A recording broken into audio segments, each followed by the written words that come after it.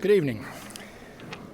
My name is Bill Martin. I have the privilege to direct the drug policy program here at the Baker Institute, and I want to welcome you here for the Institute's program, which is Rick Steves' keynote address for a conference that continues tomorrow from 8:30 until 4, with the title, "The War on Drugs Has Failed. Is Legalization the Answer?"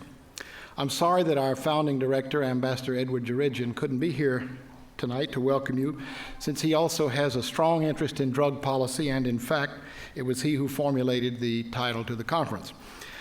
U.S. drug policy involves the expenditure of tens of billions of dollars and affects the lives of tens of millions of people every year. No one denies that drug abuse can be a serious problem. Many people deny that prohibition is the solution. U.S. drug, 2 weeks ago, here at the Baker Institute, Congressman Michael McCaul spoke here about the threat of violence on the U.S.-Mexico border. And at the end of his talk, the first question was, do you think we would be having this discussion 20 years from now if we have legalized drugs? And instead of dismissing that notion as unthinkable, as many politicians and other influential leaders do, he said, that's a legitimate question. This is a discussion we need to be having as a nation. The lead editorial in today's Houston Chronicle, which I hope you saw, made the same point. Well, this conference is part of that discussion. As you can see from looking at your program, the schedule will be jam-packed tomorrow. Let me say just a little bit about the agenda. At 9:45, we'll have a session on perspectives from law enforcement, and Houstonians will recognize the names of District Attorney Pat Lykos, Executive Assistant Police Chief Michael Durden, and Judge Michael McSpadden. You're also likely to know that there are occasional differences of opinion among them. I expect a lively conversation joined by Russ Jones, who is a former narcotics agent now representing an organization called LEAP, Law Enforcement Against Prohibition. If you have not given much attention to the discussion and controversy regarding U.S. drug policy, you may not be familiar or as familiar with the other names on the program. Let me assure you that they are top quality from start to finish. This will be an exciting day, and we will be discussing topics of increasing importance. At 8:30 in the morning in the first session, Ethan Nadelman and John Coleman, outstanding proponents of opposing views on broad issues of drug policy, and national and international, will square off. At 11 o'clock, Russ Belville and Kevin Sabet will light up the room with their differences regarding marijuana. After lunch, you'll see a video of a speech by Michelle Alexander, a law professor at Ohio State University and author of the book, The New Jim Crow, Mass Incarceration in an Age of Colorblindness, a stunning bestseller that is bringing serious attention, including a long feature in Tuesday's New York Times, to the unjust ways in which our drug laws have ravaged minority communities. That will be followed by reflections from the Reverend Edwin Sanders, who has long been involved with such questions and often appears with Professor Alexander. And following that session, Professor Alex Stevens from the University of Kent in the UK and Bill Piper of the Drug Policy Alliance will talk about alternatives approaches to drug problem or drug issues, drug use and abuse in Europe. And the Baker Institute fellow and former intelligence chief of DEA in this area, Gary Hale, will report from the front lines in Mexico. And finally, Senator Larry Campbell will reflect on drug policy based on his experiences in British Columbia and elsewhere in Canada. As the program notes, Senator Campbell is a former member of the Royal Canadian Mounted Police Drug Squad, former mayor of Vancouver, and former chief coroner of Vancouver in British Columbia. The program doesn't say that he is also the model for the long-running crime show Da Vinci's Inquest, which ran for at least 7 years in Canada, and which you can watch, probably after recording it, on Channel 11 at 12:30 a.m. Sunday morning. I have not heard Senator Campbell speak, but several people who have written to me to say, "You got Larry Campbell? Wow, he's terrific." So I'm very much looking forward to that. So come early and stay late. There's still some room for tomorrow's program, and I encourage you to come. If you have not already RSVP'd, you should do that at bakerinstitute.org tonight before you go to sleep. It might also be prudent for you to bring a lunch, since the food provided is based on the number of people who have already RSVP'd. Food is also available in the Rice Memorial Center just across the street. If you can't be here, the program will be webcast live and will be available archived within a few days after it. Now let's turn to Rick Steves. I'm guessing that nearly all of you know who Rick Steves is. Before saying a bit about him, I want to introduce you to two admirers of his, two friends of the Baker Institute and two friends of mine who have generously underwritten Rick's appearance here tonight. Frank and Catherine Smith, would you please stand? Thank you. And I want to also acknowledge generous contributions from the Saunders Family Foundation, from the Drug Policy Forum of Texas, and from members of the Houston and DFW chapters of NORML, the National Organization for the Reform of Marijuana Laws, and also individual members of NORML. And you may notice, at least as you leave, that they drove their own car tonight. If you didn't already notice, you will as you leave. I will also add that just as there is room for those of you who wish to attend tomorrow, we are not yet turning away further contributions. Also, for helping generate interest in the conference at Rice, I want to thank Rice Senior Anthony Chung and members of the Rice chapter for Students for a Sensible Drug Policy, of which Anthony is the founding president. Now, Rick Steves. Last April, when I first contacted Rick by email to see if he would be interested in coming to the Baker Institute, we were traveling in northern France with our family, guided throughout by a Rick Steves travel guide, telling us how to see and enjoy more than just looking at the Gold Star sites. Thousands of other people were doing the same thing all over Europe. Rick spends about 4 months a year traveling in Europe and has written more than 50 European travel guidebooks. Since I have no reason to believe that he writes more rapidly than I do, I calculate that despite his youthful appearance, he should be approximately 480 years old, give or take a decade. I suspect that most of you have also seen Rick's public television series, Rick Steves Europe, and listened to his public radio program, Travel with Rick Steves. The Houston Chronicle carried a long interview with Rick this morning, mostly about travel, particularly about travel in America, which he says he needs to catch up on. And he's going to talk about travel tonight. But the reporter asked also about an interest of Rick's that surprises some people. His conviction, based on his travels, that Europeans have a more sensible drug policy than we have in the United States. And it's more than just a casual interest.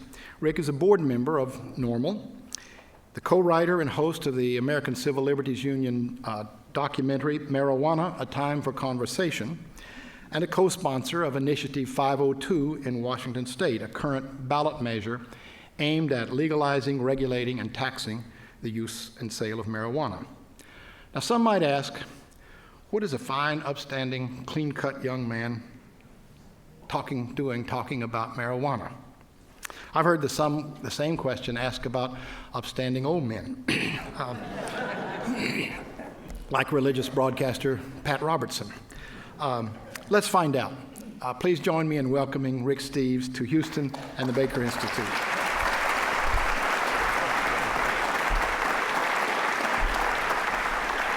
Thank you. Thank you very much. It's a treat to be here and to be able to share with you some ideas about the value of travel and also about drug policy. I was sort of debating what to talk about. I've got about an hour of your time, and I thought I would start off with a half an hour slideshow that's really much more general than drug policy. It is just how travel broadens our perspective and might get us excited about finding different different answers to some of the perplexing challenges that just won't leave us alone. So that this first half will be talking about just the value of travel. And then I've put together some thoughts that I've just collected about Europe's approach to the same problems we're dealing with this persistent problem of drug abuse, and should we legalize marijuana, and so on. So thanks so much for being here. I'm on a 20-city and 20-day road trip right now from Seattle to Florida. Every night, my staff and I, for 30 years, I've been spending 4 months a year in Europe. People for 20 years have been telling me, why don't you see your own country? And I said, well, someday I'll do that. So this year I decided I'm going to do this a little bit. So we just drew a line from Seattle to Florida, and we broke it in 20 spots along the way. And 20 nights I'm giving talks all along the way. This is my one little side trip. I actually flew from Colorado Springs to Houston today. Bill is very persuasive when he's got a great idea, like a convention like this. And then I'll fly back to Oklahoma City and meet my car, and we'll continue on our little trip. Before I get into all of this, just I shipped ahead some newsletters and stuff like that, so I'll just quickly review this, and if you'd like them, they're in the back. You can grab them during the break or whatever. But this is a newsletter that explains our favorite experiences in Europe, and it talks about all the work that I do in Seattle with my company at Europe to the Back Door. I co-authored actually wrote a special edition of the Smithsonian Magazine that features my favorite 20 places in Europe. It's basically 100 pages of the best of Europe with beautiful Smithsonian art. It's sold out all over the country, but I liked it so much, so I bought 50,000 copies, and now I just give them away wherever I go. So if you'd like one of those, please, one per family, but they're out there, and it's a fun way to look at Europe. I'm not going to talk much about Europe tonight, so if you wanted to hear about that. Also, I'm going to go really fast through this first talk, and then what I've been giving all across the country is a 2-hour lecture on how to travel. I can't talk about that tonight, but I sent a bunch of these DVDs that has both of those lectures on it. And if you'd like those lectures, they're free, and they're out there, but it's the 4 hours of how to travel information. One is Travel as a Political Act, the other is Europe Through the Back Door, the skills. But that's 4 hours of good information. If you wanted me to talk about budget European travel, you need to take that home and watch it. This explains the little road trip that I'm on, and what else. And this is a newsletter that promotes my tours, which has a DVD in it, but that's the main way I make money with my 80 workmates in Seattle, and that's all out there. Okay, I've spent a third of my adult life living out of a 9 by 22 by 14 inch carry-on the airplane-sized suitcase, 4 months a year for the last 30 years. Looking back on that, it has really been time and money well spent. It's just opened me up to the world in so many ways. It's given me an appreciation of nature. I mean, we've got wonderful natural beauties in the United States, but when you go, to Europe or something, the natural wonders are so accessible. My idea of a good day in the Alps is walking like tight-roping on a ridge for 3 hours, literally tight-roping. I mean, on one side you got lakes stretching all the way to Germany. On the other side you got cut-glass peaks, the Eigermonk and the Jungfrau. And ahead of you hear the long legato tones of an Alphorn announcing that the helicopter-stocked mountain hut is open. It's just around the corner and the coffee schnapps is on. That's a way that gets you excited about nature in your travels. If you think about culture, if all you did was live right here, you'd never be exposed to a lot of great culture from other people. Other people are evangelical about things that we don't even know are exciting. Take cheese, for instance. I grew up thinking cheese is no big deal. It's orange in the shape of the bread. There you go. Cheese sandwich. You go to France, and I mean, every cheese shop is like a festival of mold. These people, they'll take a little moldy wad of cheese, take a deep breath. Oh, Rick, this smells like the feet of angels. Check this out. Well, you leave home realizing there are people that are excited about things that you didn't know you could be excited about. Another great thing about travel is you meet people that you wouldn't normally meet here. You know, we live in a pretty, we all fit together pretty nicely. I like to put myself in a position where I'm the odd one. People are staring at me, where I'm clumsy, where everybody else is different. You do that when you travel. You have beautiful experiences with people. They don't need to be earth-shaking experiences. I was in Italy recently, and this little kid was just staring at me. It's kind of rude. Finally, his father said, "Excuse my son, he stares at tourists." I said, "Well, what's with that?" And he said, "Well, last week at McDonald's, we were having our hamburger, and my son noticed the fluffy white bun and said, 'Dad, why do Americans have such soft bread?' And the dad said, 'Because Americans have no teeth.'" And so he stares at Americans wondering if they have teeth now. So I showed him my teeth and did my best to overcome that little bit of misunderstanding between nations. All over the place when you travel, you find that people are different. People have different dreams. Until well into my adulthood, I thought the world was a pyramid with us on top and everybody else trying to figure out how to get there. And then I realized everybody doesn't have the American dream. Norwegians have the Norwegian dream. That's a beautiful thing. Bulgarians have the Bulgarian dream, believe it or not. These people have the Sri Lankan dream. And I just love that thought. It doesn't mean our dream is any less. It just means they've got their own passions and their own interests that are different than ours. And there is pride on this planet that would just blow you away. I mean, we think we have spine and we think we have pride. But you go anywhere and there's pride. I was in Afghanistan once, just sitting down in a cafeteria where backpackers sit, and a man joined me. He said, "Can I join you?" And I said, "You already have." And he said, "Are you an American?" I said, "Yeah." He said, "I'm a professor here in Afghanistan, and I want you to know that a third of the people on this planet eat with spoons and fork like you do. A third of the people eat with chopsticks. And a third of the people on this planet eat with their fingers like I do, and we're all civilized just the same." And I thought, boy, he's got a chip on his shoulder. But I also thought he's got a good point, because I probably thought less of him because he ate with his fingers. And then he explained to me, in this part of the world, we like to use our fingers for what God designed them to do, to nourish us, you see. And for the rest of that trip through South Asia, I was going to fancy restaurants filled with well-dressed professional people that had no silverware. And they had ceremonial sinks in the middle of the room, and people would wash up, and then they would eat with their fingers. It became quite normal, actually. In fact, I had to be retrained when I got home. But it opened me up. It humbled me. It reminded me there's smart people who see things differently, and it reminded me I'm not going to condemn 800 million people in India for something I don't really understand. And a lot of us, when we're so ethnocentric, we're quick to do that. There are struggles on this planet that you would never imagine. It's really quite striking when you think of the struggles that are going on. And when you travel, you gain an appreciation for that. You realize that every year, 8 or 10 languages die out, and 8 or 10 ethnic groups lose their battle. When you travel, if you can gain an affinity for some of these struggles, it really enriches your travel experience. I was raised thinking Nathan Hale, Ethan Allen, Patrick Henry, ultimate guys, you know. And then I traveled and I talked to other people and I realized, you know, they're kind of a dime a dozen. That doesn't mean they're less great, but they're not unique. Every culture has its own Nathan Hales. People that would only wish they had more than one life to give for their country. And I think that's a very challenging thing for a lot of Americans to understand. But if you can empathize and get your brain, get excited about a contemporary Nathan Hale in your travels, it really enriches the whole travel experience. If you go down to Central America, you can get into Archbishop Oscar Romero, for example. Romero stood by the peasants in their civil war back in the 80s, when we have landless people fighting against big landowners and kind of communism against capitalism, and lots of different ways to frame it. But Romero, betrayed the powerful people, and he stood with the landless people. And in his sermons, he would say, I'll probably be shot, but if I am, I'll rise again in my people. I went down there several times with educational tours to learn more about the economics behind the problem and so on. He was killed, as he predicted. He certainly rose in his people. And 25 years after his assassination, I was invited to go down there for the 25th anniversary of the assassination of Archbishop Romero.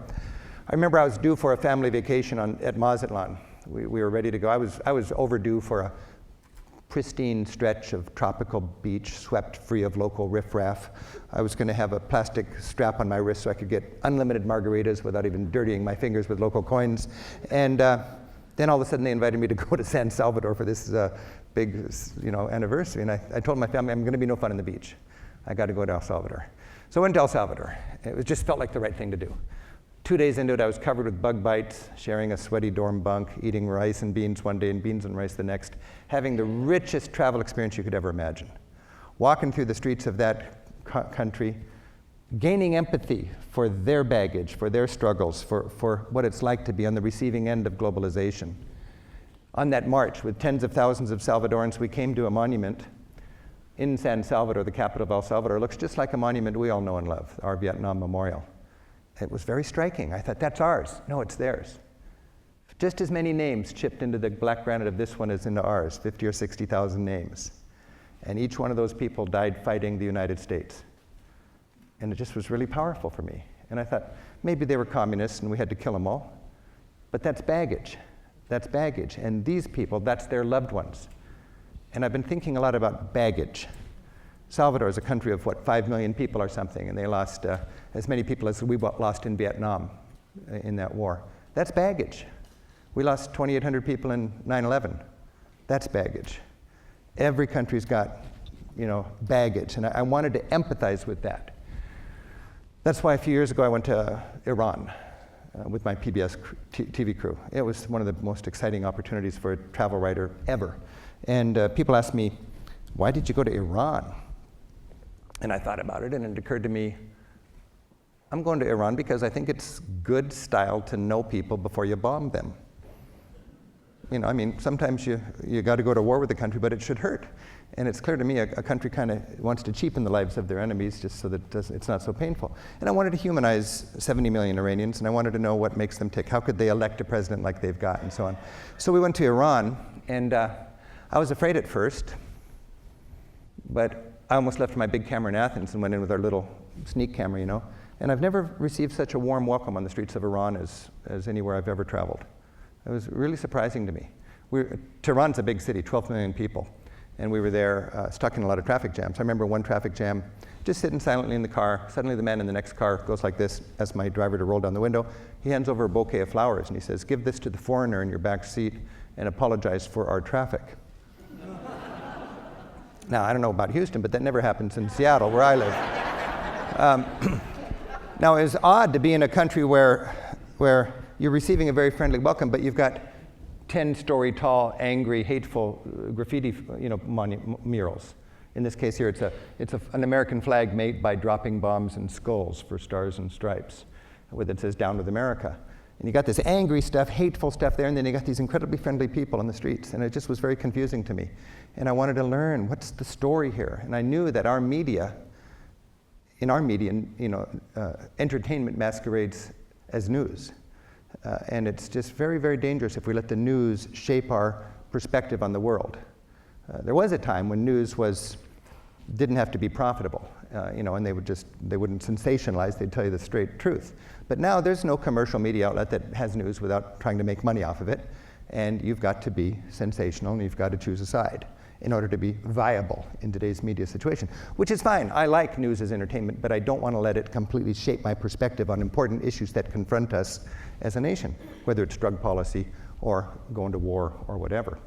So I wanted to go there in person and learn as much as I could that way. I was stuck in a traffic jam later on that day. It was just silent, and suddenly my driver just blurted out, "Death to traffic." I said, "What? I thought it was death to Israel or death to America." And he said, "Right now it's death to traffic." I said, "Well, what's with that?" And he said, "Here in Iran, when something's frustrating us and out of our control, we say death to that." And I thought, that's a little more complicated than what I realized. And I thought, this guy speaks Farsi, and speaks a little English, and he's translating it. What's he really saying? He's saying, "Damn America." And I thought, have I ever said, damn those teenagers? Well, yeah, I have. Now, do I really want them to die and burn in hell for an eternity? No. But it's after midnight. Turn the music down. Damn those teenagers, you see. And so they say, death to election fraud, death to America, death to Ahmadinejad, death to all sorts of things. So it let me get a little more sophisticated understanding of a complicated story that's not just a bumper sticker. And we'll talk about that with drug policy. Again, it's just a way that if you get into the fray, you realize there's more to it than that. And again, I was thinking about baggage. What kind of baggage do we have that shapes our approach to these important issues? Iran's got its own baggage. We've had Depression baggage, World War II baggage, Japanese baggage, Cold War baggage, communist scare baggage, 9/11 baggage, Vietnam baggage. Iran has one big piece of baggage called Iran-Iraq war baggage, when a guy named Saddam Hussein invaded their country, funded by the United States of America, and Iran, with 70 million people, lost several 100,000 of their men. That's a huge deal. Maybe we didn't fund them, but they believe we funded Saddam Hussein. The fact is, Saddam Hussein invaded their country, and they had the carnage on their front like they had between France and Germany in World War I. That's baggage. And when you go to cemeteries all over Iran, every town, big and small, has a martyrs cemetery, a vast cemetery filled with widows who every Friday for the last 2 or 3 decades have gone there and weep and probably curse America because they're victims of their own propaganda. And they've got all of this fear of Western incursion. So it's a very interesting thing when you get out and you learn about how other people deal with problems and what baggage other people have. I remember on my last day in Iran, a woman came across the street to me while I was working. She said, "Are you an American journalist?" I said, "Yeah." And she did this to me, and she said, "I want you to go home and tell the truth. We're strong, we're united, and we just don't want our little girls to be raised like Britney Spears."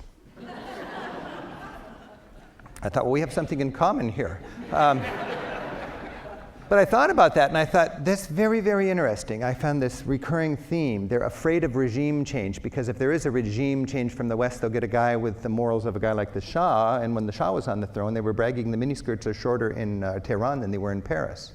And that's fun if you like miniskirts, but if you're the political sort of core constituency of a guy like Ahmadinejad, that's bad style, that's bad news. Who elects a guy like Ahmadinejad? It's the small town, less educated, fundamentalist parents. People who, just like their counterparts here, are good people motivated by fear and love. It's a very fascinating thing to think about in your travels, but we need to understand what's behind these headlines. When you travel, you're able to see how other societies do things. I love comparing Europe with America. We're both wealthy, affluent, Christian, capitalistic, successful democracies, passionate about our democracy. Government by, for, and of the people. Well, for us, I've thought about this, and it seems like in the United States, it's government by, for, and of the people via the corporations that we own. It's not a judgmental thing. It's just reasonable for society. We want to have a government that creates a good environment for corporations to prosper. And I'm certainly thankful I'm running my business here in the United States rather than over in Europe, where it'd be very tough to have a fun guerrilla entrepreneurial kind of way to employ people. In Europe, it's government by, for, and of the people in spite of the corporations that they own. In Europe, you're much more likely to see a law that requires you to pay for the disposal of your car when you buy it. It wouldn't happen here because it's bad for business. It would happen there because it's honest accounting and probably better for sustainability. In Europe now, they're talking about putting a tax on all airline flights so you pay for your carbon footprint. Well, that would never happen here because it's probably bad for business. It would happen there because they think it's good for society in general. When you study Europe, you find that we have this passion in our society to legislate morality. And my friends in Europe remind me a society has to make a choice: tolerate alternative lifestyles or build more prisons. And then they always follow up by reminding me, here in the United States, we arrest 8 times as many people per capita as Europeans do. Either we are inherently more criminal or there's something goofy about our laws. Now, we are very moral people, and you can hear it in the political discussion in our country right now, can't you? And the dangerous thing is, every person in this room, I bet, is moral, but I don't think there's exactly the same morality in this room. And if anybody here could legislate morality according to what they think is moral, it would be pretty heavy-handed on people who might differ with them. It's dangerous territory. And Europe tries to stay away from that, whereas we are less enthusiastic about not legislating morality. In the United States, we moralize, just say no, a country without drugs, this kind of thing. In Europe, they would rather consider pragmatic harm reduction when it comes to these kind of persistent problems, victimless crimes. Prostitution's a good idea. In the United States, make it illegal, criminalize it. There's always been prostitution. There always will be lonely guys who have money that want to buy sex. I mean, that's just going to happen. In Europe, they realize that, and they think, let's think pragmatic harm reduction. Let's let sex workers be unionized, run their own little businesses, make sure they have to get a license that's only renewed when they've gone to the doctor to make sure they're not passing diseases around. Let's organize it so that when a prostitute gets a dangerous customer, when she pushes her emergency button, a pimp doesn't come to her rescue, but a policeman does. So that's a fundamental difference. Now, it doesn't work quite that nice, but that's the European attempt to be pragmatic and let harm reduction, rather than moralizing and incarceration, motor their policies. When it comes to drug abuse, it's a very interesting issue. An example is in soft drugs, just alcohol. In the United States, it's a scary thing when parents have kids graduating from high school because they're going to go drink and drive, and it's dangerous, it's scary. And they promise you they're not going to drink, but there's going to be a party and kids are going to drink, drive, and die. I've been going to Scandinavia for years, and every May and June in Scandinavia, there are flatbed trucks all decorated up, filled with really drunk teenagers. And I finally asked somebody, what's going on? It's graduation time. The teenagers are all out partying, and their parents are paying for the keggers. The parents hire a truck and a driver, the kids decorate, and they go from house to house, and the parents all serve them the beer. Now, that'd be a tough sell in the United States. But in Scandinavia, parents would rather just have a situation where the kids don't lie, they don't need to drink and drive, and nobody dies. Bottom line, nobody dies. You see, in the United States, bottom line, moralizing. It's an interesting, very challenging issue for us. I was recently in Switzerland, and I went to a cafe and needed to go to the bathroom, go downstairs to the toilet, step in, blue lights. Open the door, all blue lights. And then remember, oh yeah, blue lights in bathrooms. I couldn't see my veins. No way to shoot up if I even wanted to. Very frustrating for a junkie. Now there's a lot of needle addicts on the streets in Europe because they're alive and not in jail. And you don't want them in your bathroom if you're running a little coffee shop, right? So you have blue lights there. I was just in Estonia, in a very poor part of town, in a Russian immigrant, it's kind of a rundown section that's kind of dangerous. Went to the bathroom at the gas station, blue lights, because there's a lot of drug addicts among the Russian population in Estonia. It is just a pragmatic thing to do. Across the street from that coffee shop, bolted to the bridge, is a machine that used to sell cigarettes. Now it's been retooled by the Swiss government, and it sells syringes, government-subsidized syringes. They're almost free, 2 for $1. And that would be like enabling people to use needle drugs. No, it's just going to stop people from sharing needles so nobody passes HIV and so on when they're administering their addiction. That is pragmatic harm reduction. I'll never forget, just down the street, a small street where not many people go, there was a cafe called Cafe Fix, a government-funded heroin maintenance clinic. A bunch of very scary-looking, wasted people there trying to get their lives back on track with counseling and nurses and wardrobes and a phone number and somebody to help them deal with their addiction. Nobody's moralizing here. These people are not criminals. They are sick people that need help. And they're going there and they're getting their lives back on track. It's a fascinating thing when you think about this. Think out of the box. It doesn't always work well, but Europe is working on it. And in the last year in the United States, we lost 18,000 people to heroin overdoses. And Europe lost 8,000 people, with a lot more people and a lot less of them in jail. So 2 ways to deal with these persistent problems. Of course, marijuana is the big news all over the place these days, and it's been 25 years since they arrested a pot smoker in the Netherlands, and they've just got these coffee shops, and you can go in there and you don't buy coffee, I'll tell you that. It's just a place where people buy marijuana. And I'm going to be talking about the whole marijuana situation in Europe in just a couple of minutes. It's fun when I get to go to Europe to talk to different Europeans about all these issues, and I've got great friends who are good sounding boards. This man's named Ollie. He's a school teacher in a little town in Switzerland, humble little town where everybody's got the same last name, high up in the mountains, and he's the only school teacher in town. And I hang out with him and his wife and just ask him questions. I recently asked him, Ollie, how can you Swiss people so docilely pay such high taxes? And without missing a beat, he said, well, what's it worth to live in a country where there's no homelessness, no hunger, and where everybody, regardless of the wealth of their parents, has access to quality health care and education? He wasn't a crusader. That's just a European sort of outlook. Not right or wrong, but it is interesting to think that there are people who just have a different approach to stuff that we can talk to and learn from. In my travels, it occurs to me Americans are really beautiful people, caring people, compassionate people, but we're not very good at grappling with the gap between rich and poor. It's something we'd rather just not know about. But when you travel, if you're traveling honestly, you've got the poor world reaching into your window. And for 30 years, I've had poor, grubby fingers coming into my window, and I kind of seek it out because I don't want to be blissfully ignorant about it. Half of humanity is trying to live on $3 a day. 1 billion people are trying to live on $1 a day. The average lot in life for women is to walk for water and to walk for firewood, abandoning their children. That's a reality. And when you travel, you get an empathy and an interest in that, I think. And also when you travel, you realize that even if you're motivated only by greed, you don't want to be filthy rich in a desperately poor world. It's just not a nice place to raise your kids. And if you don't recognize the problem when you have a gap between rich and poor, go to a country where it's even much worse. Extrapolate where we're going. That's the cool thing about leaving our countries, and look back and you can see the problems sort of in high contrast, and you can see what happens if we don't deal with these problems. Down in Central America, any middle class or better neighborhood has to pool its money to have an armed guard standing on the street corner. I was just down there for Christmas and New Year's in El Salvador, Nicaragua, and Mexico City, and man, it is interesting how depressing it would be to be really rich living behind designer fortifications.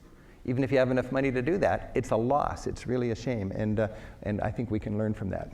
I just love to try to get people out of their comfort zones in their travels, and as a tour guide for 25 years, I was taking groups around Europe and went to Turkey a lot, and there's so many opportunities to do that. One of my favorite examples is to meet a dervish. You know, these whirling dervishes, for a lot of people, it's kind of like cruise ship entertainment. They're actually monks, and I wanted my people on my Turkey tour to actually meet a dervish and see how he prayed. And I met this dervish, and I said, "Can we come and watch you pray?" And he said, "I'm not a photo op, but you can watch me pray if I can explain to you what I'm doing, and then you can explain to your group, and it'll be a meaningful experience for you." And I said, "Great." I'll just paraphrase here, but he said, so we climbed up onto his little humble roof, and the sun was going down, and for five times a day he'd come up onto his roof and dressed up in his Muslim monk outfit, and he said, roughly paraphrased, he said, "I'm a dervish. That means I'm a monk who follows the prophet Mevlana, kind of like the Saint Francis in Muslim faith, the guy who's really into love. Easy for people to get their brains around, like Saint Francis." And he said, 5 times a day, I come up onto my rooftop and I pray, and I put one foot in my home, into my community, and the other foot goes around acknowledging the beautiful variety on God's great creation. One hand goes up to accept the love of our Maker, the other hand goes down like the spout of a tea kettle, and it showers God love on all of his beautiful creation. And I go around and around like that, and I lose myself in a trance, and I meditate on God's love and me being a conduit between our Maker and this creation. And he does that 5 times a day. And it was so fun to be up there to watch him lose the presence and get caught up in that beautiful idea, and his head tilted over, his robe billowed out, and I saw my groups looking at him, 20 Americans gathered around, and I just thought, the impact that this travel experience is having on them is going to change their perspective. They might not really understand him, but he'll be less frightening, and they will realize fundamentally we're all the same, children of God. And when we go home with that recognition, it opens us up to the other 96% of humanity. And that's a very, very powerful souvenir. I think that's the most beautiful souvenir. And then if you employ that new understanding about how other people live and do things, I think you're making travel a political act.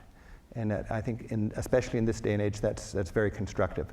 And that's what gives me sort of a real spirit to keep making my TV shows and writing my guidebooks and so on, to try to inspire Americans to get out there and learn from other people and embrace, and not to be threatened by diversity. There's a lot of fear in our society these days, and for me it's pretty clear, fear is for people who don't get out very much. And the flip side of fear is understanding, and we gain that through travel. Okay, what I would like to do now is just talk more specifically about drug policy. And with that kind of setup, as you see, I've spent a lot of time just overseas hanging out with people that see things differently. And it's fascinating to look at how drugs relate to different societies and so on. You know, for me, I'm a travel writer, and High is a place. And, you know, it's a place. It's a curious place. It's fascinating. A lot of people want to go there. Your speakers sound really good. Suddenly you're a great cook. Conversations slither around like stray cats. A lot of people want to go there. 40 million Americans want to go to that place. And our government says we can't. And today, 80,000 Americans are in jail because they went there. 800,000 Americans were arrested this last year because they were possessing marijuana. You know, there are cases when our government can say we can't go somewhere, and I'll buy it. But there's got to be a good reason, and I just have not found a good reason for our government to say we can't go there. So, as a citizen, I believe that the responsible adult recreational use of marijuana is a civil liberty. Now, it's a drug, and I'm certainly not promoting it. It's not healthy. It can be addictive. It can be abused. It's not for children, and if you're driving intoxicated by anything, I think they should throw the book at you. But the principle is, it is a civil liberty. And if we care about civil liberties, I think we need to acknowledge that. I'm a board member of NORML, and I've been a board member of NORML for 10 years because I think the war that our government is waging on marijuana smokers is based on lies and fear, and it's a wrong-minded prohibition of our age. And I just think it's counterproductive, and it's time that caring people talk thoughtfully about this and learn more about it. I really believe if you can take the crime out of the equation and treat it as a health problem and an education challenge, it will be better for our society. And I firmly believe use will not go up. A lot of Americans are scared to death that there's a whole reservoir of people that wish they could ruin their lives smoking pot if only it was legal. The fact is, if it was legal tomorrow, there'd be a spike in use, it would settle back down, and then it would be a non-issue. Statistics in this discussion are really squishy because everybody's got an agenda when they're making statistics. So, if you get involved in this, you got to be careful what statistics you embrace. I've looked all over the place, and you look at our governments and their governments and normals and DPAs and so on, and you decide what statistic is really right. There's no question. Americans smoke twice the pot per capita that Europeans do. No question about it. You can do hard time for here, and in Europe the joint's about as exciting as a can of beer. Right? Within Europe, the Dutch smoke less than the European average. There's no correlation between the laws and the consumption. And this is something that I don't think a lot of Americans realize. Now, I speak out on this because I can. Anybody can embrace every good cause that everybody just applauds. But it's quite exciting to embrace a cause you believe that is good, that other people also deep down believe is good, but nobody is comfortable talking about it. I don't need to be elected. I can't be fired. Every once in a while, somebody says, I know what you think about marijuana. We're not going to take your tours, and we're not going to use your guidebooks. And all I think is Europe's going to be more fun without you.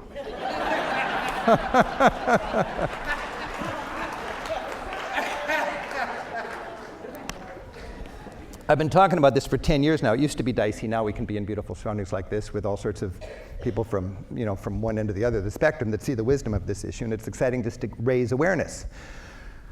I really believe the people are ahead of the politicians, and the politicians are ahead of the corporations on this whole thing. Politicians are learning it's not political suicide to be considered interested in taking the crime out of drugs. It's like courageous politicians when prohibition against alcohol was being reconsidered. And more in Seattle, there's certain progressive towns where it's actually a plus to be on this side.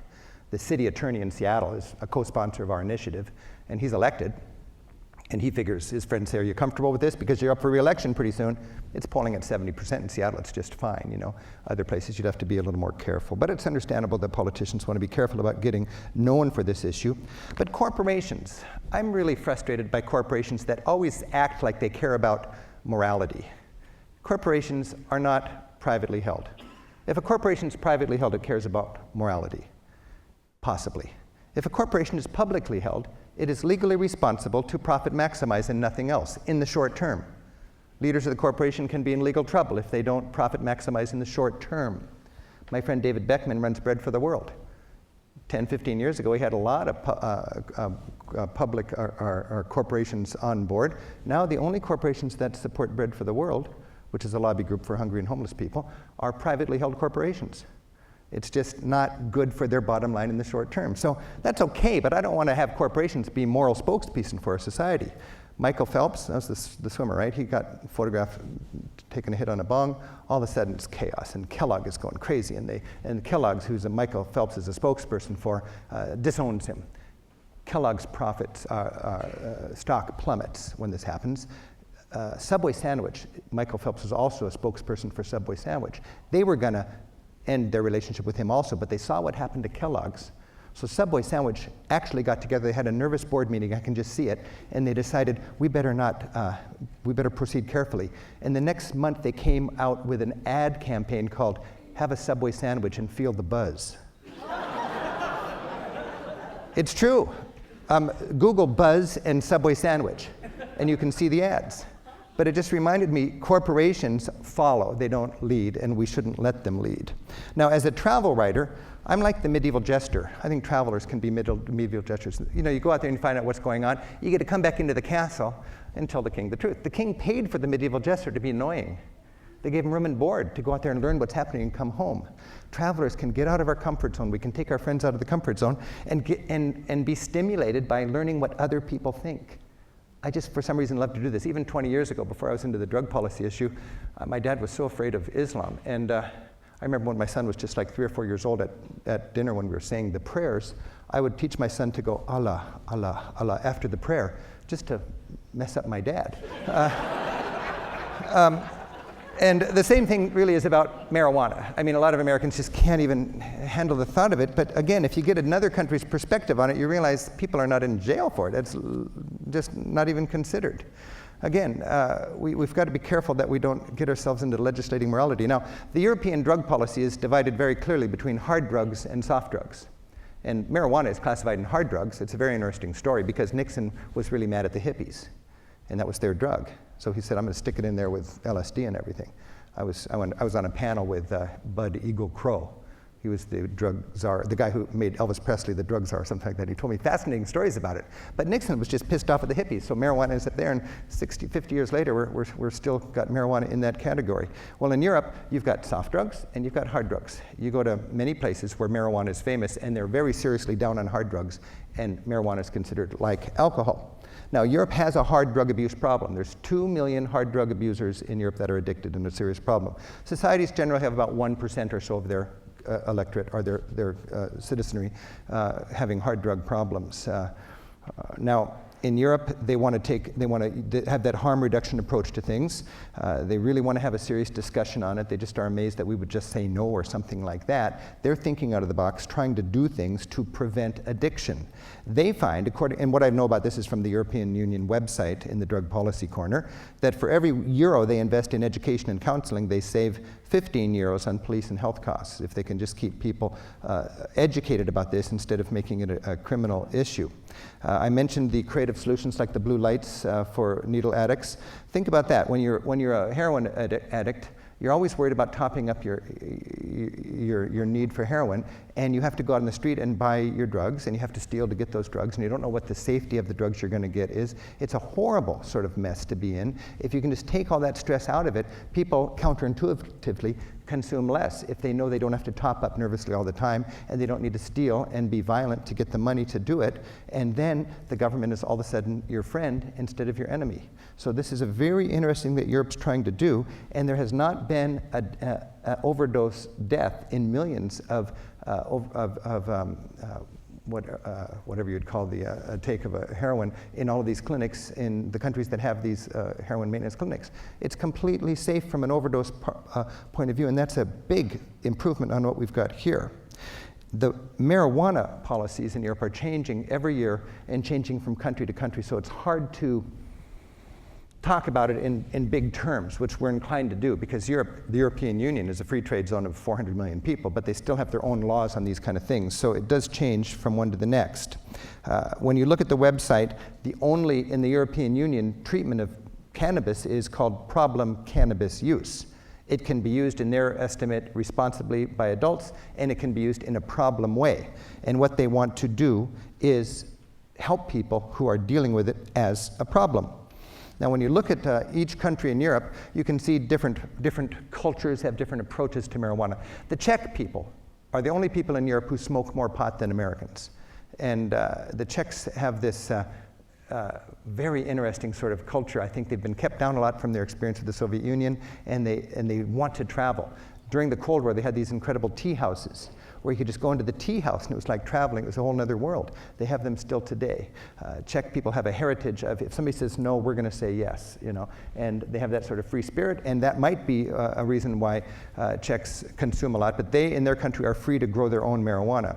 In Switzerland, marijuana use is a civil offense with a fine but not a crime. I found in Switzerland they're very concerned about drug tourism. They don't want to be a mecca for drug travelers like the Netherlands might be, so they try to keep it really down from an international point of view. In Interlaken, I was visiting a head shop where they had all the gear for marijuana, and I was asking about it, and they said every spring we really clamp it down, and it's really tight because we don't want the news to get out among all the backpackers that this is the place to go over the summer. And then in the fall, things loosen up. We showed some people smoking marijuana in front of the cathedral in Bern on our TV show. And I got an email from the Swiss government asking me not to do that because, not because people don't do that, but because they just don't want to have an image of people smoking pot in their country because that might attract more people. So some countries are really worried about this image from a drug tourism point of view. Belgians can grow one plant on their own, or more practically, they join cannabis growers clubs where you can grow on your own, but it wouldn't be sold in a retail outlet. When you're traveling around Spain, you'll walk down a street and you'll see a shop with a big marijuana sign out front, and you step inside and it's like a garden shop. In Spain, you can't sell marijuana, but you can sell seeds and all the stuff to grow it at home, and they've got libraries of things how to grow and so on. So that's their approach to it, and they've also got growing clubs. In Greece, 40% of the people in prison in Greece are there for drug offense charges, and now Greece doesn't have any money to keep them there. So they're going to have a serious look at this. If you think we've got economic problems here and we can't be wasting money with people in jail, Greece has it even worse. So you're going to see in Greece that incarceration will decrease, treatment will increase, and the trends in Greece legally are to allow home growing for personal use. Sweden, on the other hand, is quite regressive in its drug policies. According to the Swedes, not taking drugs is a matter of willpower. They know it's addictive and bad physically, and therefore they keep it illegal. I was in Norway, fascinated that these Norwegian kids have no interest in marijuana, and I talked to them about it, and instead of a DARE program, what they have is little campaigns at school that appeal to their vanity. And these movies that the Norwegian kids see at school show slackers who take marijuana, just have the munchies and become fat and slobs, And they also, people who smoke, they don't show you a problem with your lungs. They show you how your skin gets bad and yellow and everything. And the Norwegians just say, I don't want to have that problem. So that's apparently kind of effective in Norway. In the Dutch, in Denmark, I'll never forget seeing a couple of kids just sitting literally on the steps of the city hall, just relaxing with the joint. And I asked them about that, and they said, well, you got to be a little bit careful because every year in Denmark, we have to arrest a couple of pot smokers in order to maintain favored trade status with the United States of America. Now, this to me is very interesting. And at the DPA convention, I was focusing in on this international stuff because I didn't know very much about that. And it's amazing how the United States has rigged international laws so everybody has to criminalize marijuana. The United States has organized trade policies so that if anybody, and it's a United Nations thing, if any country out and out legalizes marijuana, automatically trade sanctions kick in. And our Congress is required to vote against them. That's why you hear the word decriminalization a lot. You can decriminalize and it's quasi-legal, but if you legalize, then you get the full brunt of trade policies on you, and that's expensive. You don't want to fight the United States. And these kind of issues in the United Nations are not secret votes, they're public votes. And it's very dangerous if you're a poor little country to vote against the interest of the United States on something as vital as keeping marijuana illegal. In Denmark, there's a famous place called Christiania. Have you heard of that? It's a squatter community. A bunch of hippies took over this military barracks 50 years ago. They're in their second generation now. And it's long been a place that marijuana is part of the whole culture. But there's big posters that say, marijuana's cool, hard drugs will kill you. It's a very strict thing. Even in the hippiest place in all of Europe, hard drugs are not good. Marijuana is like alcohol, just use it responsibly. Now that worthless military barrack has the attention of developers, and the developers are working with the city fathers to get rid of the hippies so they can build and make some serious money, and their excuse to get rid of those people is they smoke marijuana. So now they're busting them, and what's happening is, for the first time in ages, there are turf wars on the streets outside of Christiania, and people are actually dying in Copenhagen because marijuana is more difficult to get, and it's in the hands of criminals to sell it. This is a very good high contrast example of the downside of making drugs illegal. You got criminals on the street selling it instead of laid back little shopkeepers in a place like Christiania selling it. So you can learn from other countries' experience. The Netherlands are most famous for their marijuana policies, and as I mentioned, they haven't arrested a pot smoker for 25 years in the Netherlands. And remember, these laws are made by people who are not in favor of drugs. These laws are made by people that care about the complications of having a law or not having a law. And in the Netherlands, they've decided to wink, wink, and not figure out how the wholesalers supply things, but people can sell things in legal coffee shops and pay taxes and be licensed and all this kind of thing. They're monitoring it and they're tweaking it, and they've got all sorts of pressure, and it's an interesting evolutionary thing about how these coffee shops work. But in the Netherlands, a coffee shop is just on the corner like a pub.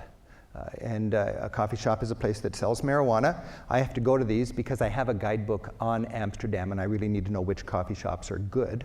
So I go there and I check them out, and I try to find coffee shops that my older Americans would be comfortable in, because a lot of them are very rough and hip and young and pierced and tattooed, and that's fine for younger kids, but my older readers want a place that's just a little more Donovan-like.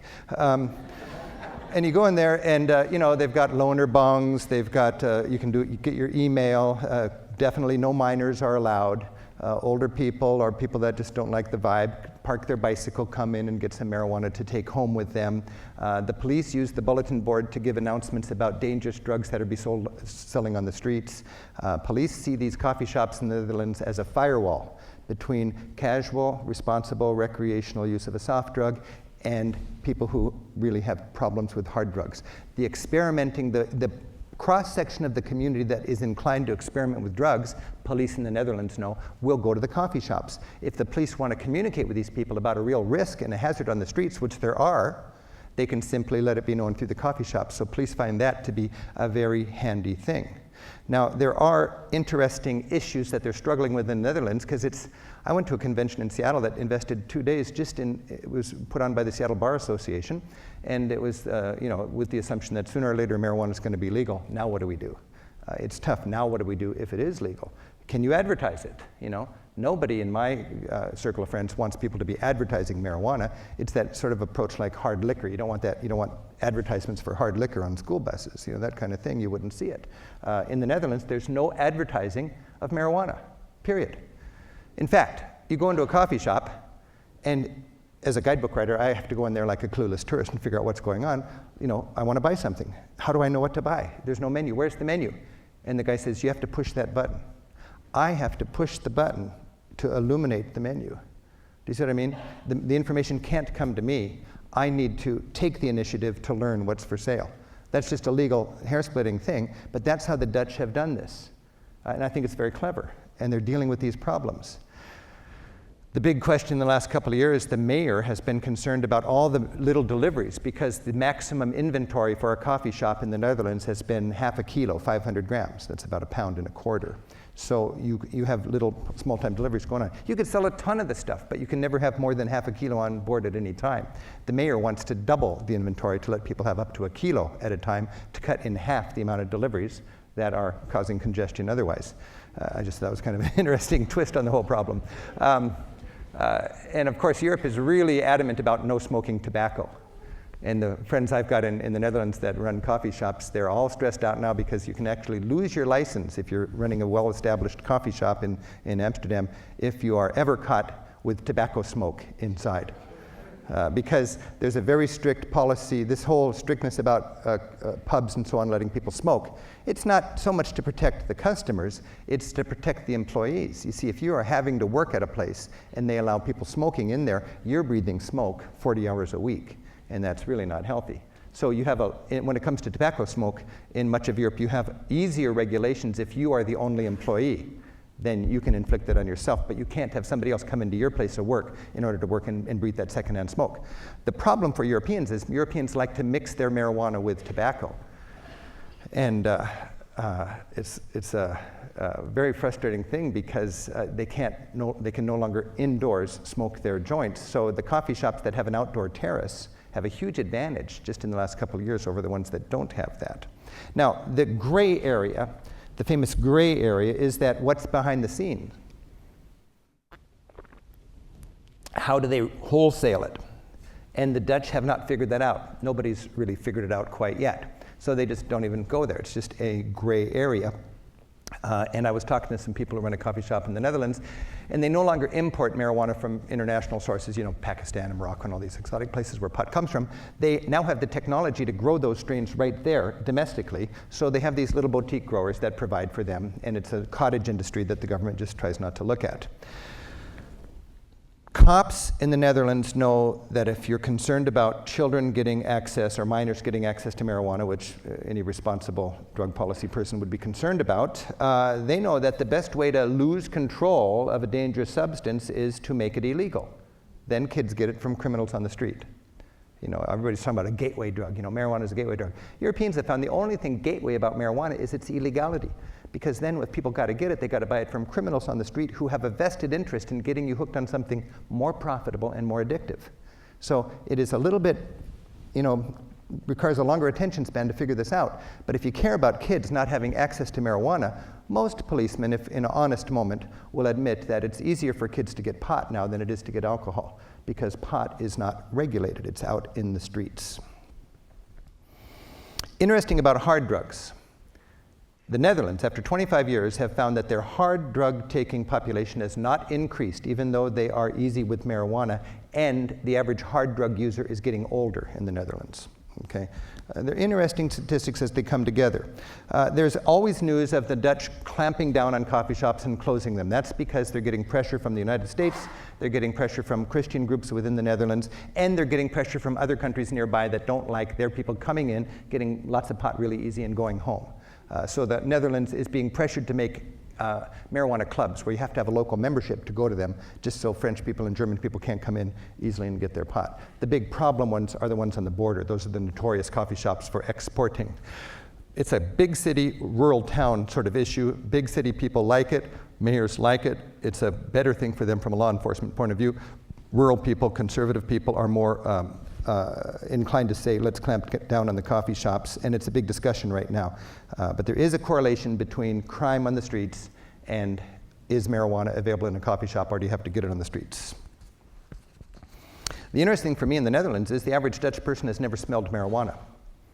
Tourists come in there and they're always fascinated by it, but Dutch people, it's just not an issue. It's quirky how we're also, show me your coffee shop. And it's just down there. It's just, down next to the bike repair shop, and I've never bothered with it. It's not an issue in Europe once it becomes not an issue. It's an issue when it's criminal, and people are dying, and 50,000 people are being killed in Mexico, and that sort of thing.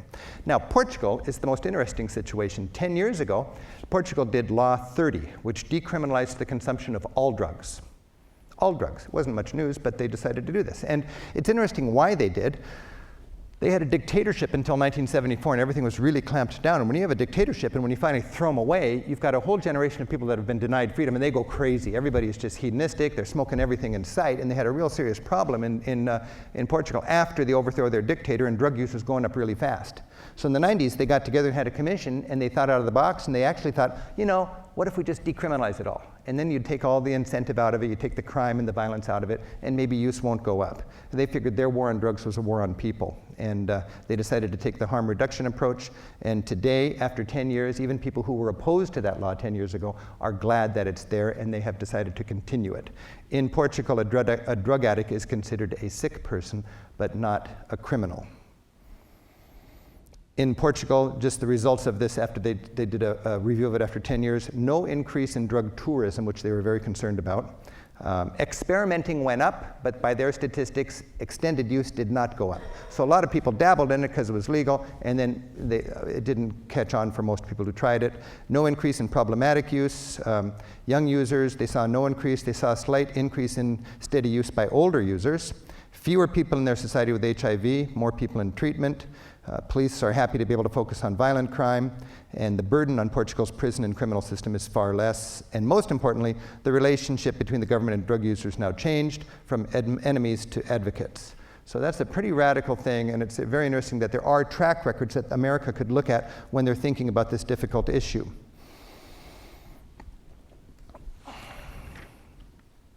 I think it's interesting that we Americans can learn from history. And there's a lot of very clear parallels between prohibition against alcohol and the current prohibition against marijuana.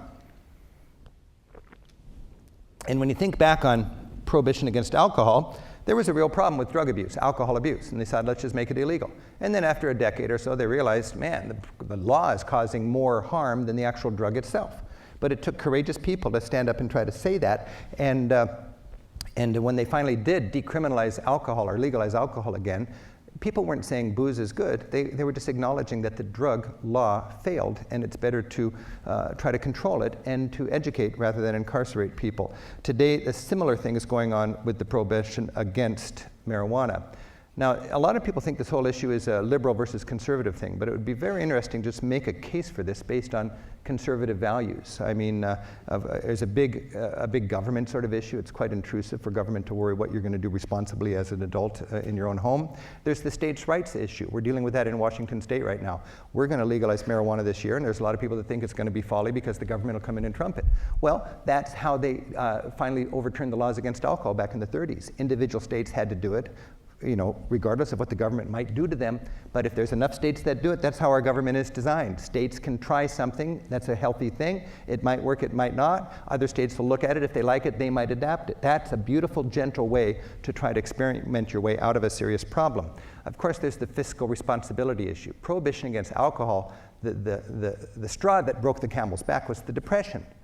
I mean, for me, who was just into civil liberties and the compassion end of it and the racism that's built into our drug wars, I think it's kind of sad that money is what finally spells the doom of these wrong laws. But if it wasn't for the Depression, I think prohibition against alcohol would have lasted a lot longer. And if it wasn't for our financial crisis right now, a lot of otherwise non-interested people wouldn't be paying attention. But we are blowing billions of dollars and locking up lots of people and messing up lots of families with a law that probably is counterproductive. And then there's the fundamental respect of law and order. In the 1930s, Mayor LaGuardia, thinking about alcohol, declared if a society has a law on the books that it does not intend to enforce consistently across the board, the very existence of that law erodes respect for law enforcement in general. That's pretty wise. That's pretty true. And right now, we got a law on the books that is not enforced consistently. Rich white guys don't get arrested for smoking pot. Poor people and black people do. And there's a lot about this with the new Jim Crow and so on that you can learn about, I'm sure, tomorrow in a great way, or check out the book, The New Jim Crow. But that is so clear to me, and that's why the NAACP in California supported Prop 19. Traditionally, NAACP would be worried about the scourge of drug abuse on black communities.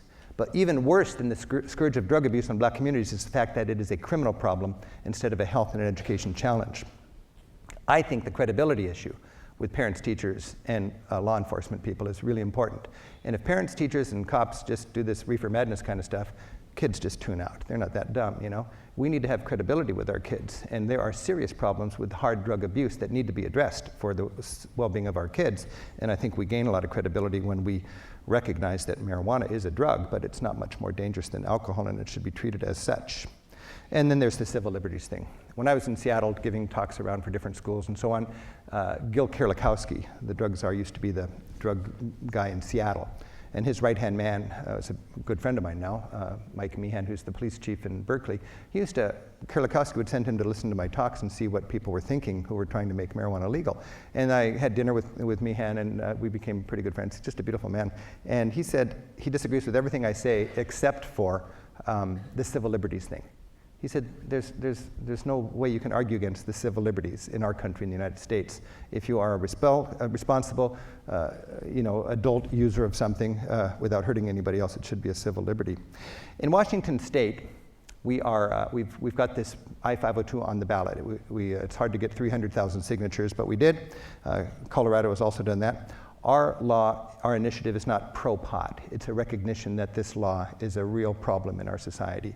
We firmly believe that use will not go up. And we're just excited about regulating and taxing marijuana and letting our police officers focus on something else. The people co-sponsoring this law are people across the spectrum. Former federal U.S. prosecutor John McKay, he was in the news because he got in trouble with the Bush administration. He's a co-sponsor. Our city attorneys, co-sponsor. Every elected official in Seattle's on board with this. Universities, newspapers all see the wisdom of this in our state. We've learned a lot from Prop 19, so we've written this law to be quite centrist and conservative, and it's very strict on access to minors, it's very strict on DUI and so on.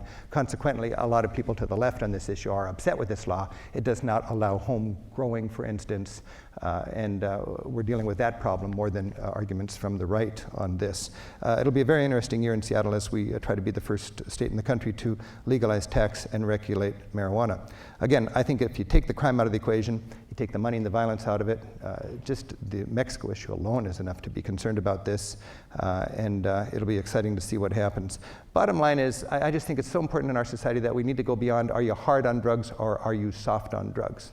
I really think, like Europeans, we can be smart on drugs instead. Thank you very much for your interest in this issue. I hope that you can take advantage of the exciting things happening tomorrow, and I'd just love to say happy travels, even if you're just staying home, okay? Thank you.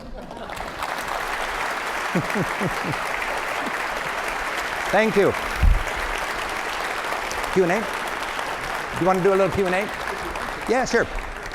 We got a few minutes for Q&A. I'm not a policy wonk, so I'm just a travel writer and so on, but I'd love to entertain any questions or comments you might have.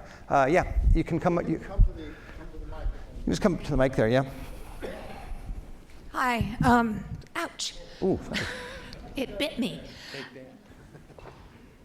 Can you speak about not medical marijuana, but healthcare, and in conjunction with marijuana.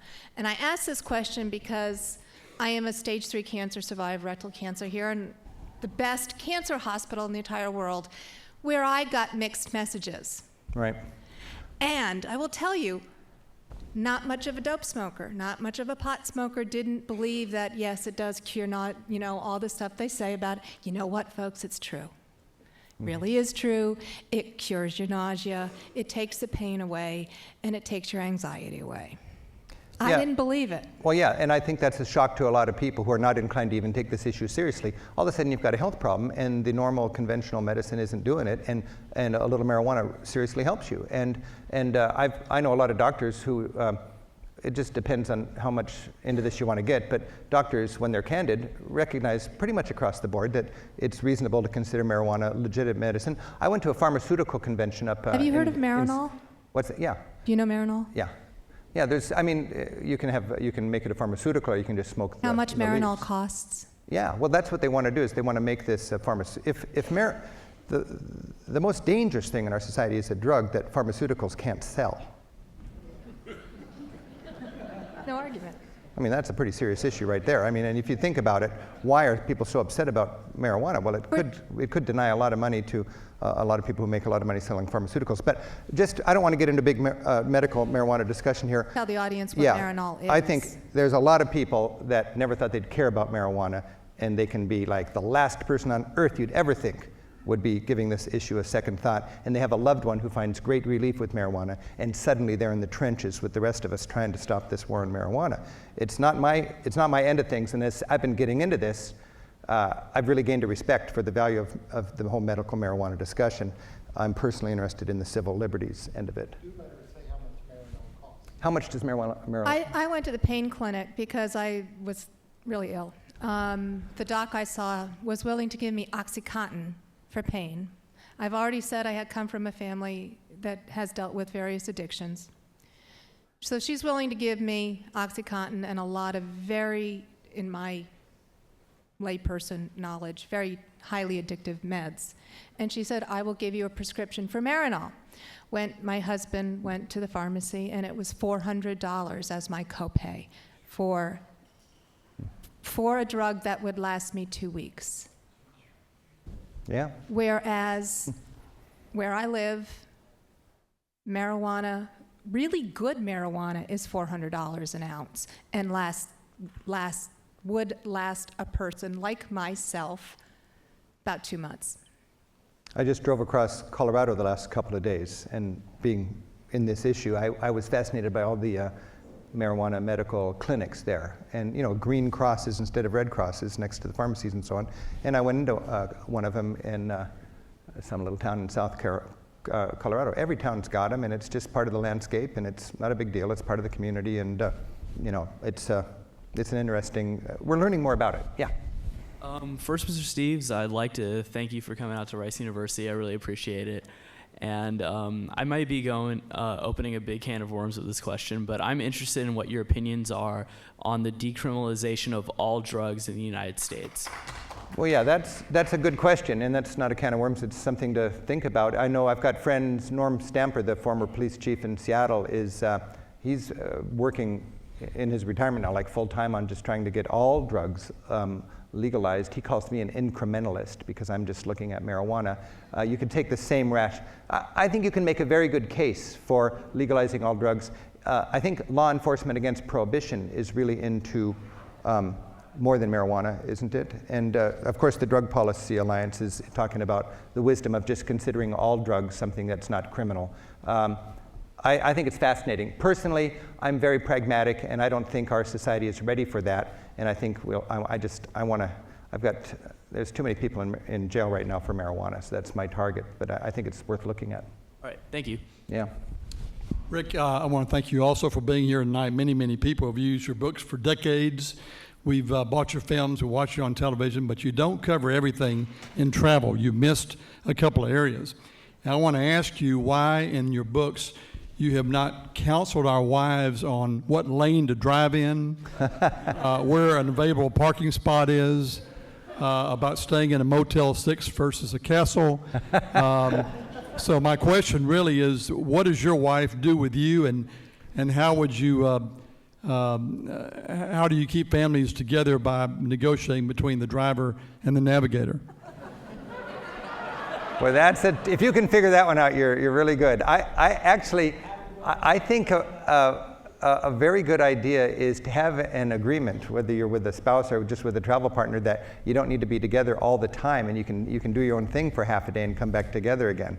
To me, the big struggle is, do you want to go to another museum with Monets, or do you want to go down to the dock and look at boats? And too many people are going through Europe in a three-legged race, tied together the whole time. So you can kind of do your own thing and then come back together. That works a lot. And driving. Well, in England, it's really stressful because they have these roundabouts, and in the English, they sign things differently. So for years, this was a point like you're talking about. It's a good way to break up a relationship just on that. But what I learned is, you go into that roundabout intending not to leave it on the first loop. Okay, you can go around forever and discuss all your options in a very civilized way. And you may feel silly, but nobody else is in there as long as you, so nobody else knows you've been in there a long time. And then when you're good and ready, you're all still friends, then you take off on the exit you're thinking about. So maybe that'll help. Yeah. My question is kind of a two-part. One, do you ever find yourself as an unofficial ambassador having to defend policies that domestically you oppose? And two, how do you go about doing that? You mean when I'm traveling overseas? It's interesting when you travel overseas because a lot of Americans are worried about being treated like an ugly American, or they think they don't like Americans. A lot of Americans wear Canadian flags abroad, which I just think is ridiculous, My point is, I've never felt I need to hide the fact that I'm an American, and also the ideals of America are shiny and tall and admired, and they're much stronger and more resilient than any trade policy or war or president, you see. And if Europeans or people around the world are quote, anti-American, they're anti this trade policy or anti that war or something like that. Remember, we are 4% of this planet, and we spend as much as everybody else put together on military. Only we can declare somebody else's natural resources on the far side of the planet vital to our, quote, national security interests. And the people sitting on those resources wish we would be candid enough to say vital to our accustomed material lifestyle, at least, and on issues that really matter desperately to the poor half of humanity, those people trying to live on $3 a day. The United States is routinely outvoted in the United Nations, even in the age of Obama, 140-4 on child labor, on water, on third world debt relief, on landmines, things like that. 140-4. Who stands with us? Israel, Marshall Islands, and Micronesia. It seems incredible, but go to the UN website and you can see what these votes are. So we have an image problem around the world, but I've never found that people are anti-me. They love to talk to me and it's not a problem. So I don't need to defend my country's policies. I find that sometimes it's better not to, get into some of these discussions. Europeans have different baggage also. People in Poland, I found, were the most likely to support us in our preemptive war against Iraq, because they called for a preventive war against Hitler and everybody ignored him. And then Hitler became Hitler, and they thought, Saddam Hussein might become Hitler, and Poland said, good, nip it in the bud. So it was very interesting, and I had never thought about that, but they had that baggage and that was their exposure to it. So it's just, I think, very important for Americans to get out because, again, there's a lot of fear being pushed in our society, and when you get out, you realize that the flip side of fear is this understanding you gain through travel, and there's a lot of propaganda in other countries that tends to demonize us, and when they get to know us, we're really hard to demonize. But if we don't go there, it's easy for them to demonize us, and the flip-flop is true also. So I hope that helps on that. Question there. Hi, Rick. Thanks again for coming to Houston. Yeah. My name is Jack Ballas. I am a Europe Through the Back Door tour alum. I've taken 4 of your Rick Steves tours. I've been to Europe 5 times since 2004. I've been reading all your guidebooks, purchasing all your backdoor bags and accessories. Thank you. Okay. And I really do believe in your philosophy. Yeah. And I just want to say, with all the travels I've been to, taking your tours, I do all the different countries each time. I've worked in Eastern Europe. This past year, I still went. I took your tour of Greece and didn't have no problem at all. I know with all the problems they're having, but I just want to say, I'm just like you. It's broadened my perspective. It's opened me up. We spent this whole hour talking about how Europeans handle drugs differently. All the times I've been over there, just like you, the art, the history, and the culture, sightseeing, everything, I haven't really run into like all these drug users you was talking about, even when I was in Tallinn, Estonia. I'm just over there, I understand, open up, I talk to the locals. So I just want to say that over here, if this country is so paranoid about your stand and everything, it's not, it's like I said, exactly what you said, fear, we just need to get that out. We need to get rid of that baggage and everything, because you have a very good point, and I really believe in your philosophy. Thank you very much. And I do think that just that fundamental idea that it's hard to imagine, but use would not go up appreciably if it was treated as a health challenge and an education challenge instead of a crime. Then you can deal with it constructively. And every other country's experience has been when you decriminalize it or legalize it, use does not go up. So that's the main thing that a lot of Americans are afraid of. We have HempFest in Seattle where there's 100,000 people out. It's incredible. You wouldn't know these people even exist. And then 2 days out of the year, they kind of take over Seattle. And if you walk through that, if you've never been around that whole subculture, it's kind of scary, But when you get to know this whole thing, it's just people living their life, and they're smoking pot, whether it's legal or illegal. And it's not gonna. A lot of people think HempFest is just going to take over Seattle if it was legal, and that's just absolutely a groundless concern by everybody else's experience. So I think that's good news. I think one more question, yeah. Right. One of the standard tools of political action in this country is coalition building. I've never heard about NORML being engaged in any kind of coalition building around the country. We're going from group to group, getting support for appropriate changes in the laws. Can you tell me why that's not the case? No. I don't know why that's not the case. Yes, that you do that. I think coalition building would be great. I think what I'm trying to do is just raise awareness that if you have to limit it to a bumper sticker or a little 30-second ad or some little scare tactic, nobody's going to get anywhere. And I find if I can talk to people for 15 minutes, they don't need to agree with me, but they can at least see that reasonable people might see that pragmatic harm reduction is a better approach to a persistent drug problem than incarceration. And I think we've come a long way in 10 years. When I first came out 10 years ago, it was really like freakish. Everybody was just, everybody just couldn't believe what I was saying, And now I'm standing on the main stage at HempFest with 50,000 people out there with the mayor of Seattle, just saying it's time to stop this stupid war on marijuana. That's a big change, you see, and it's happening, and I could see it happening in Texas. That would really blow everybody away. All right. Thank you very, very much. It's so nice to see you all. Go ahead, sir. My concern is the use of marijuana and lacing the marijuana. And in the state of Texas, it's really big at lacing it. Right. And now trying to legalize it, I think it would cause a real big problem. Lacing it with dangerous stuff to penalize people who buy it, you mean? Yes. Well, that's a good case, I would think, for decriminalizing it or legalizing it. Think about the connoisseurs of wine that can enjoy all these little different nuances in wine. Conceivably, you could do the same thing in marijuana, and I think lacing is a concern because it's illegal, not if it was legal. They call it in the other side of town, they call it water when they lace it with embalming fluid. Yeah. So that's the same thing with the heroin. That's why we have 18,000 heroin deaths in our country every year, is because nobody knows who they're buying it from. I was just in Colorado yesterday, and the guy had 30 jars on the shelf. It was like going into one of these fancy tea places, where you smell the different aroma, and this one's good when you want to be sleepy and whatever. And the last thing you think about is lacing. You're refining it there, and it's relatively cheap. Certainly not like Marinol, and it's taxed.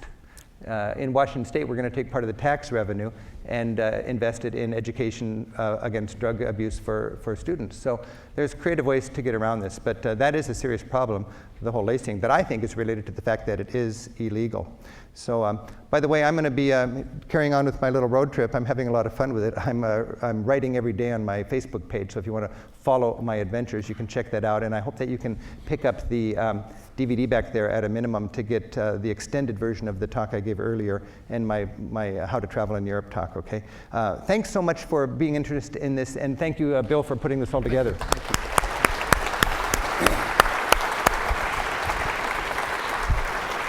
Thanks, Rick. Well, thanks so much, Rick. We really appreciate your being here.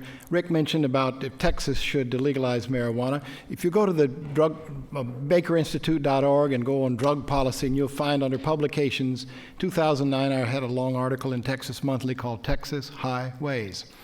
And I make that argument, I think, actually pretty well. At the end, I said, if California legalizes marijuana, we would write it off as left coast looniness for a few years, and then everybody would fall in step. But if Texas were to do it, an unlikely state, we could get past this nonsense much more quickly. So we may not be the next in line there. Thank you all for coming. Think about tomorrow. When you leave, if you might wish, as part of our effort to go green in the other sense, if you would leave your programs at the back, unless you really want to take them, but we will reuse those tomorrow. We'll be here sharply at 8:30, and we'll have a solid round all day long. Thanks very much, and come back to the Baker Institute at any time, or when we have programs.